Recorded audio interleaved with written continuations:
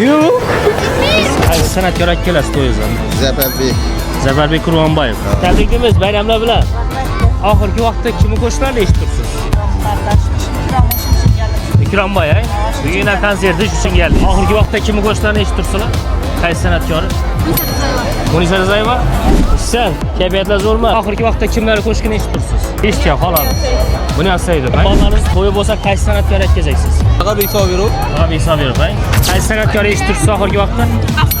Asilbek, qo'shiqni bilasizmi? Oxirgi vaqtda kimni qo'shiqlarini eshitibsiz? Kimni qo'shiqlar aytasiz? Ikram O'rinboyev, İşlerimiz var. Shuni eshitmaga keldingizmi, xudo xohlasa? Kim qo'shiqlarini eshitibsizlar? Hiç gibi. Hech kimi? Umuman yaqinmi qo'shiqlar? Kim qo'shiqlarini eshitibsizlar? Tushunman men, ish ko'rganlar kameradan.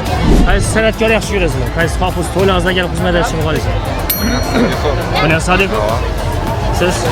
Bunyod Sodiqov. Bir minut mumkinmi? Yo'q. Sekin zo'rmi opangmi? Apam. Apang zo'rmi? Yosh bola aldamaydi, молодец. Oxirgi vaqtda kimni qo'shiqlarini eshitib birsiz qaysi san'atkor? Bunyodbek Saidov. Qaysi san'atkorni eshitibsiz oxirgi vaqtda? Kim? Bunyod Sodiqov. Qo'shiqlar yakadi. Kimni qo'shiqini yaxshi ko'rib eshitasizlar? Asilbek? Sizga kim yakadi? Asilbekmi? Qaysi san'atkorning qo'shiqlarini eshitibsiz oxirgi vaqtda? Yulduz Usmonova. Sizdan? Siz ham Yulduz Usmonova. Balangiz to'yinda xudo xolasa kim kelishni niyat etib tursiz? To'yingizga. Rashid Hikmatniyazov.